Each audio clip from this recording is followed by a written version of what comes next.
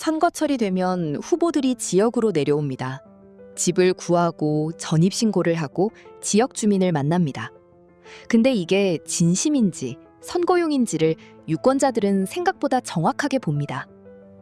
오늘은 조국혁신당 경기 평택을 후보와 한동훈 무소속 부산 북갑 후보의 지역 정착 행보를 비교해 보겠습니다. 두 사람의 행보가 꽤 대조적으로 나타나고 있거든요. 먼저 낙향이라는 개념을 짚겠습니다. 한국 선거에서 지역 연고는 굉장히 중요한 변수입니다.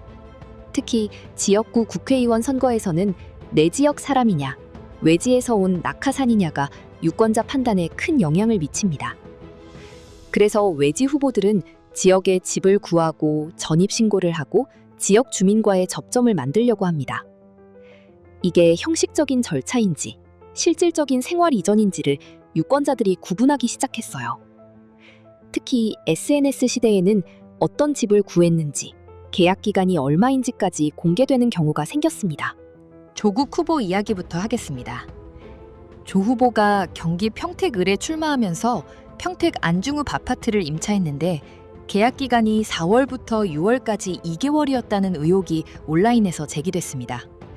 선거가 6월 3일이니까 선거가 끝나면 나가는 거 아니냐는 얘기가 나온 겁니다. 혁신당 측은 해명했습니다. 급하게 매물을 잡아야 하는 상황이라 일단 2개월로 계약했다가 며칠 뒤 본계약 때 1년으로 정정했다고요. 그러면서 조 후보가 평택 지역 내에서 1년 단위로 이사하며 구석구석을 직접 살아보겠다는 계획도 밝혔습니다. 취지는 이해합니다. 지역을 직접 발로 뛰며 살아보겠다는 건데 방향성 자체는 나쁘지 않아요. 근데 문제는 이 해명이 나오기까지의 과정입니다. 처음 계약이 2개월이었다는 사실이 먼저 알려졌고 그 이후에 설명이 나왔습니다. 선거에서 해명은 항상 의혹 뒤에 나옵니다. 그리고 의혹이 먼저 프레임을 잡으면 아무리 좋은 해명도 방어적으로 들리게 돼 있어요. 조국 후보의 평택 출마 자체도 짚어야 합니다. 조 후보는 원래 서울 출신이에요. 정치적 기반도 서울이었고 조국혁신당 창당 과정도 서울 중심이었습니다. 그런데 왜 평택을에 출마했냐? 조국혁신당이 수도권에서 의석을 확보할 수 있는 가능성이 있는 지역구를 찾다 보니 평택이 된 겁니다.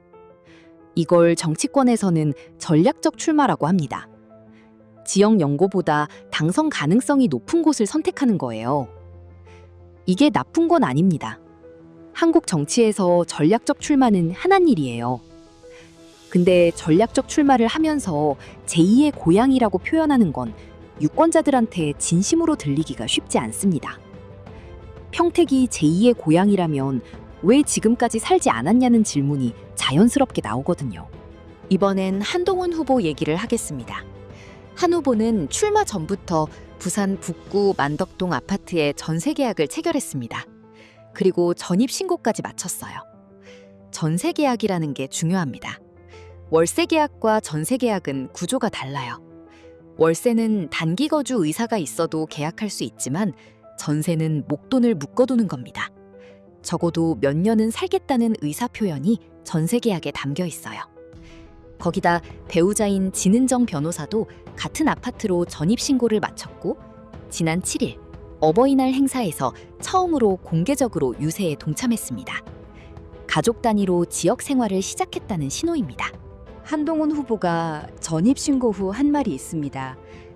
하교하는 중학생들과 만났던 그 조용하고 살기 좋은 곳이라고 했어요. 이 표현이 작은 것 같지만 의미가 있습니다. 동네를 직접 걸어다니면서 느낀 구체적인 감상이거든요.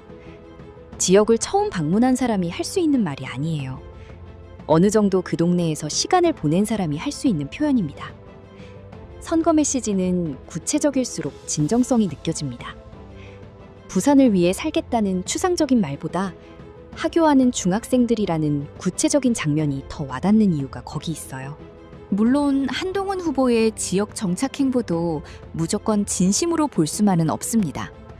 한 후보는 서울 출신이고 검사와 법무부 장관, 국민의힘 대표로 활동하는 동안 부산과의 연결고리가 두터운 인물이 아니었어요. 북구갑 출마를 결정한 것도 결국 선거 전략의 결과입니다. 전세 계약과 전입 신고도 선거 캠페인의 일환으로 볼 수 있어요. 근데 선거 캠페인의 일환이라도 실제로 가족이 함께 내려와 살고 있다는 사실은 조국 후보와의 차이를 만들어냅니다. 보여주기라도 제대로 보여주는 것과 보여주기조차 불완전한 것은 다릅니다. 이 두 후보의 행보를 보면서 한국 선거의 구조적 문제가 하나 드러납니다. 지역구 국회의원 선거에서 지역 연고를 요구하는 유권자 심리는 이해할 수 있어요.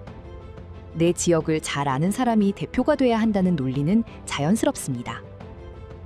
근데 동시에 이 논리가 지나치게 강해지면 문제가 생깁니다. 능력 있는 인재가 연고 없다는 이유로 출마 자체를 못하는 구조가 만들어지거든요. 실제로 영국, 독일, 프랑스 같은 나라들은 지역 연고가 없어도 전략적 출마가 훨씬 자유롭습니다.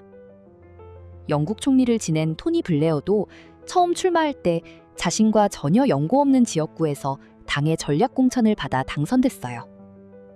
한국은 지역 연고와 실제 거주 여부를 너무 강조하다 보니 후보들이 선거 때마다 이사를 반복하는 웃지 못할 상황이 생깁니다. 근데 그렇다고 지역 정착 행보 자체가 의미 없다는 건 아닙니다. 진짜로 지역에 뿌리를 내리려는 후보와 선거 기간만 버티려는 후보는 장기적으로 차이가 납니다. 선거에서 이긴 뒤에도 지역 현안을 챙기고 지역 주민과 관계를 유지하는 의원이 되려면 지역에 대한 진짜 이해와 애착이 있어야 해요.